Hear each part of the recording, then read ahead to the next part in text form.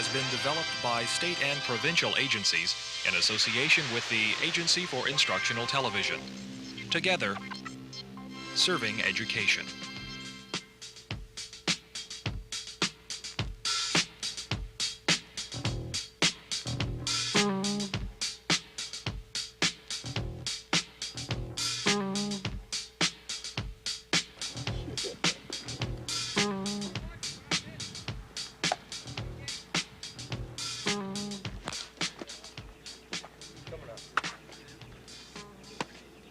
If you're into sports at all, you probably know the importance of statistics. For example, the California Angels have a team batting average of .267.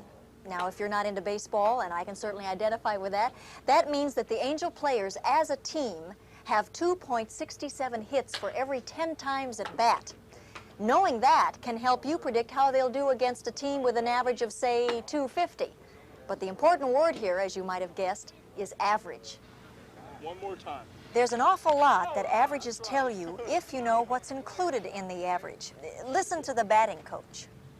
Yeah, right now we're batting right around 267, but most of the guys are batting below that. One of the reasons that the team average is so high is because we got three guys that are real powerful right now. They're batting right up around 300. Ah, that's an example of what averages don't tell you. Now, may I have my pointer, please? Thank you. Make it very official. The team average is figured from the number of hits divided by the total number of times that the whole team comes to bat. So the hits, 934, are divided by their total times at bat, 3,495, for a team average of .267, or in baseball lingo, 267. Remember now, not every player is hitting at 267. Many of them are well below that.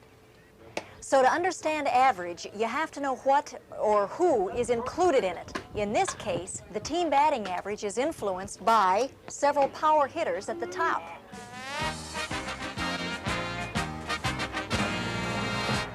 It could be the same kind of situation when you go out to buy something, like a car, for instance.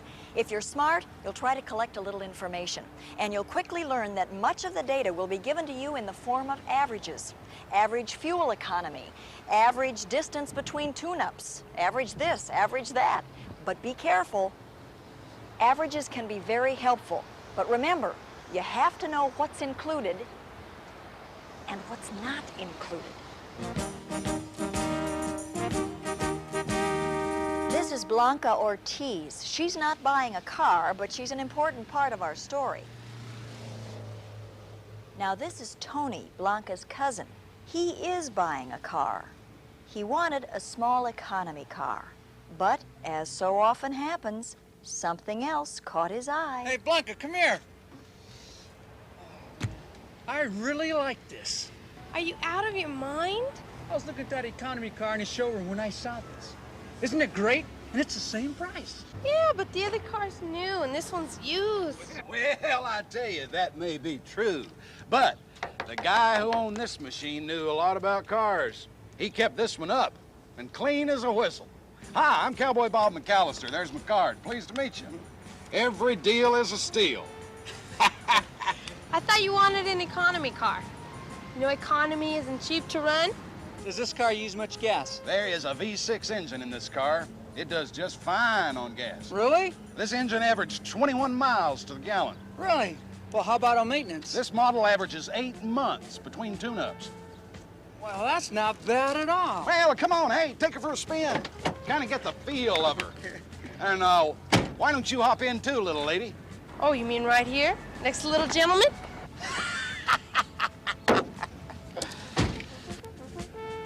This car is fully loaded. You got your tilt steering wheel, power seats, power brakes, power steering, air, cruise, 8-track, AM/FM multiplex stereo, and a turbocharger with enough horses to make them all work. Hey, Tony.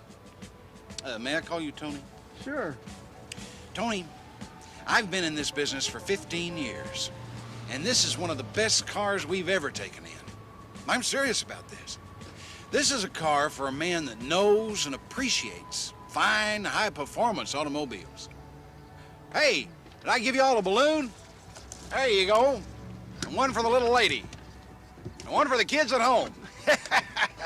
Well, go ahead. Y'all take her around the block, enjoy yourselves, have a good time, and I'll be waiting for you at the office when you get back.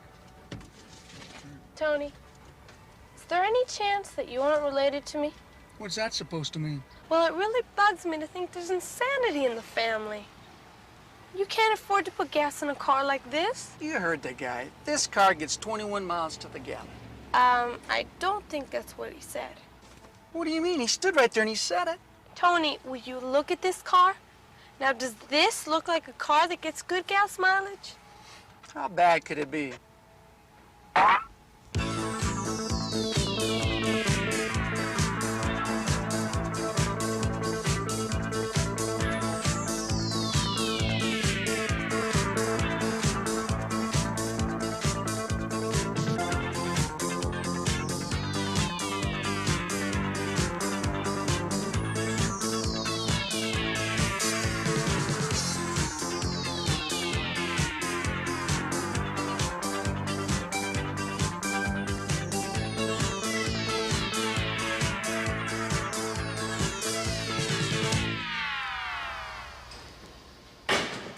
Well, you win some, you lose some.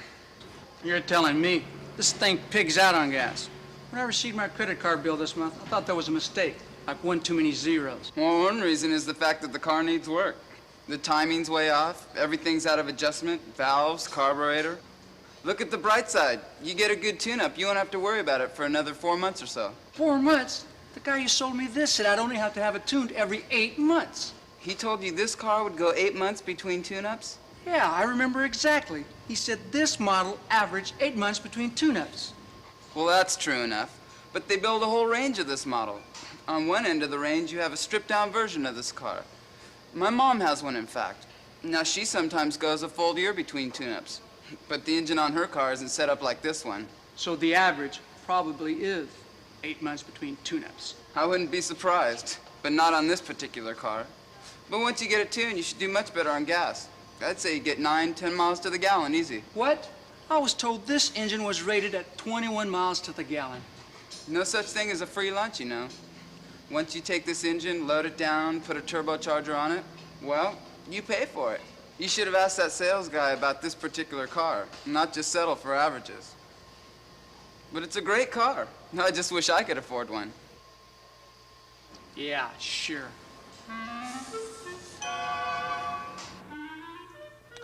You know, when you said you were coming over tonight, I had something else in mind. Like maybe a date, like going to the movies. Well, this guy's coming in tomorrow with a '57 Chevy, and he's gonna ask me for some ideas about customizing it. I'm just trying to work out some ideas on a model first. If I get this job, I'll make an awful lot of money, and it won't take much time. Cars, I'm sick of hearing about cars. Sick, sick, sick. You've been watching too many Betty Davis movies. Well, be that as it may, between you and Tony, I have had it up to here. Where? Here. Remember when you told me I wasn't making enough money? Well, I'm going to make a lot of money with this job. No, you missed the point. I said you were working too many hours, remember? Right. You said I was working about 200 hours on each car I did. Well, this job will help fix up the average. It'll take me 30 hours max to do this job. Look at this. What's that? Oh, I've got it all worked out already. Now, in the last year and a half, I've done work on 5 cars, and in the process worked 1,000 hours. 1,000 divided by 5, an average of 200 hours on each car. I'm with you. So now I'll have a total of 1,030 hours divided by 6 jobs, an average of 171.666, etc.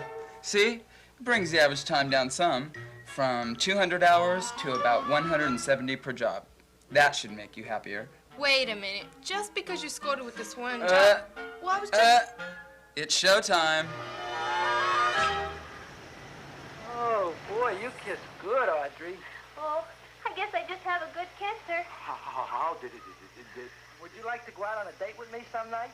Friend? Oh, sure I would, Seymour. Anytime. Armando? Okay. Yes? Oh, You're boy. cracked.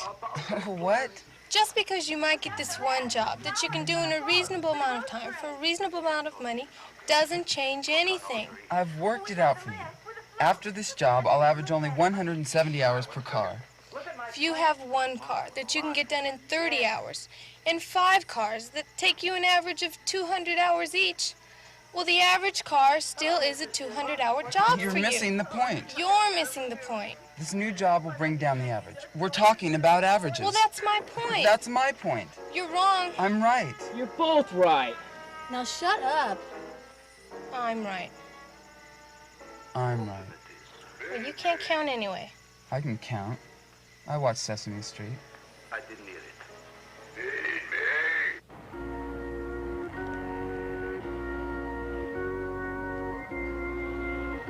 It's a great little car.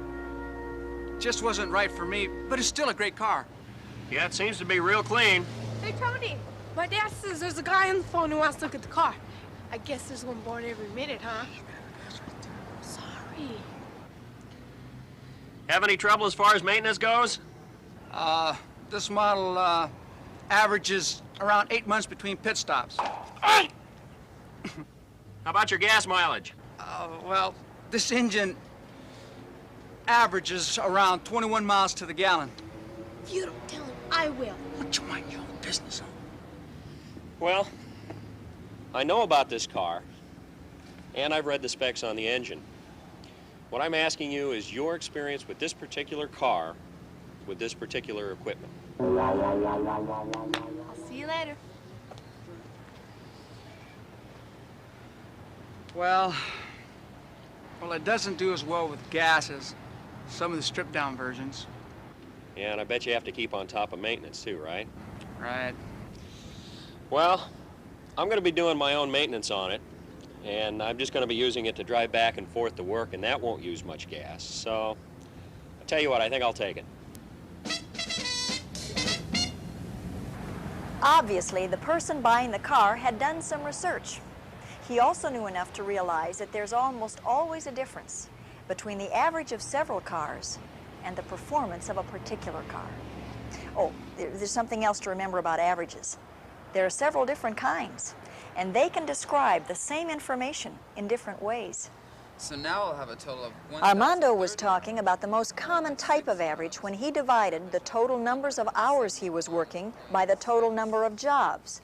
This type of average is called the mean.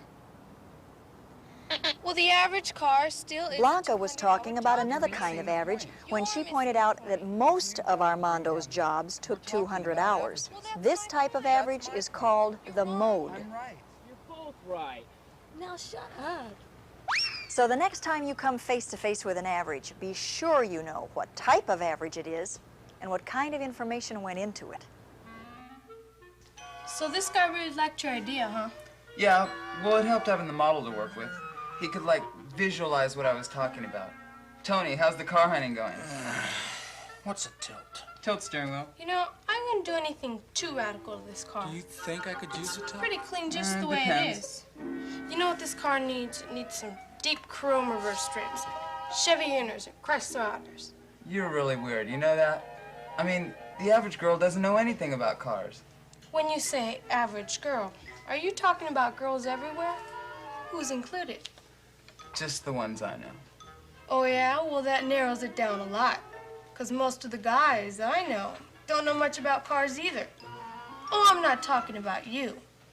But then there are certain others who think they know about cars. Hey, I heard that. You were supposed to.